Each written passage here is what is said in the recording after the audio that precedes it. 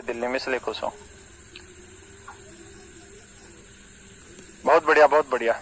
जीवन में मस्त रहिए, पॉजिटिव रहिए, एग्जाम के चक्कर में मत लगिए अभी, ठीक है? क्या एग्जाम सर पे आ रहा है, एग्जाम में अभी टाइम है, बहुत सारा टाइम है, आगे भी खिसक जाएगा एग्जाम। बस एक काम करिए, जो पढ़ रहे हैं उसको रोज पढ़ते रहिए घर पे, ठीक है? देखिए, 2-3 तरीके के बच्चे रहते हैं। एक तो वो बच्चा रहता है कि जो बहुत मेहनती बच्चे होते हैं, जिनके पास पैसे का भी अभाव रहता है, सब चीजों का अभाव रहता है, वो बड़े मतलब गरीब परिवार से रहते हैं। वो क्या करते हैं, जो मिल रहा है उसे मैक्सिमम आउटपुट निकालने की कोशिश करते हैं, यानी जो मैं पढ़ा रहा हूं उसमें वो अधिकतम सीख लेते हैं और वो सबसे बेहतरीन स्टेज होती है। दूसरा बच्चा ऐसा होता है जो मतलब उसमें जोश बीच बीच में तो जगता है पढ़ने का, लेकिन फिर कंटिन्यू नहीं बना पाता। खास कर ये जो मोटा अनाज खाने वाले स्टेट है, जैसे हरियाणा, राजस्थान, यूपी, इनके बच्चे ऐसे मिलते हैं जो 1 महीना तो जोशीले रहेंगे, लेकिन उसके बाद उनकी हवा निकल जाती, जोश ठंडा हो जाता है। ऐसे बच्चों के लिए पैसे की बहुत ज्यादा कीमत नहीं होती है, पैसे को बहुत ज्यादा कीमत नहीं आंकते हैं, जबकि होते गरीब हैं, लेकिन उनको पता ही नहीं होता कि वो पैसे की कीमत नहीं आंक रहे होते।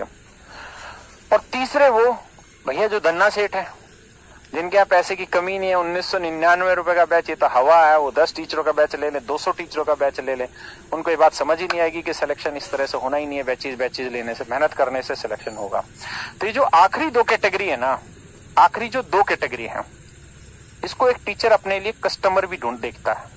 इन 2 कैटेगरी को टीचर कस्टमर की तरह देखता है। जो पहली कैटेगरी है, टीचर उसको स्टूडेंट की तरफ देखता है, टीचर उसको भक्त की तरह देखता है कि यार मुझे भी इसकी सेवा करनी है। लेकिन जो ये 2 कैटेगरी हैं जो पैसे की कदर नहीं करती, टीचर इनको एज ए कस्टमर समझता है, और टीचर को यह पता है कि इनके वो पैसे की कदर नहीं है, इनको पैसे की वैल्यू नहीं है, लेकिन इनको सिलेक्शन लेना है।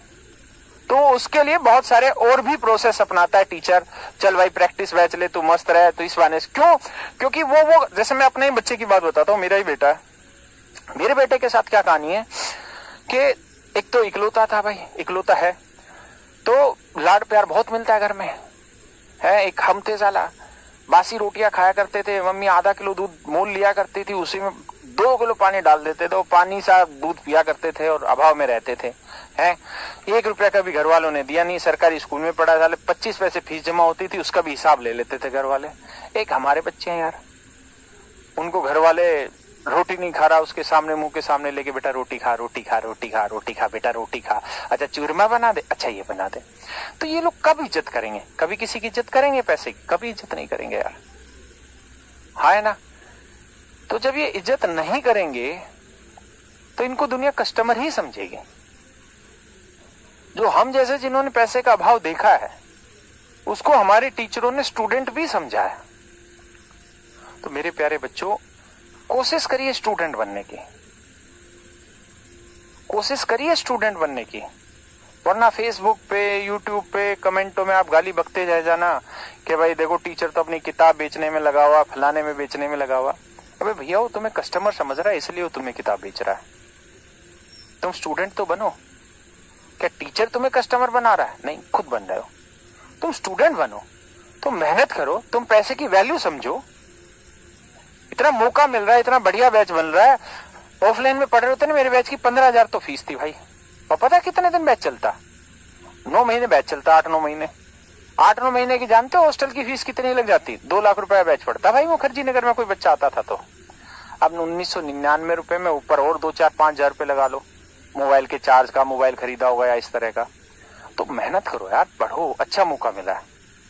पता है हमें भी भगवान रोटी टू खाने के पैसे दे रहा है, तो हमें सामने वाला कस्टमर नहीं चाहिए, हमें सामने वाले से स्टूडेंट की ही उम्मीद रहती है। हमारा रोजगार है, करेंगे क्या? अगर सामने से कोई टक्कर मारेगा और दिखाएगा हम कस्टमर है, कस्टमर है, कस्टमर है, कस्टमर है, तो यार हम भी अपनी चीज बेच देंगे उसे। बट हम चाहते नहीं है, हम चाहते ही है कि सामने स्टूडेंट रहे। तो इसलिए कोशिश करिए, मेहनत करिए, है ना, और बढ़िया से पढ़ते रहिए, तुम सब कामयाब हो जाओगे, हर एक का सिलेक्शन हो जाएगा। बस जरूरी है आप स्टूडेंट बने, ना कस्टमर मत बनिए। स्टूडेंट बनिए, चीजें कम पल्ले पड़ रही है, घर पे बैठ के पढ़िए। चलिए, भगवान आप सबका भला करे। मुझे जो कहना था मैंने कह दिया। मेरी बातों का अर्थ आप में से अगर 1% भी बच्चा समझ पाया तो मुझे बड़ी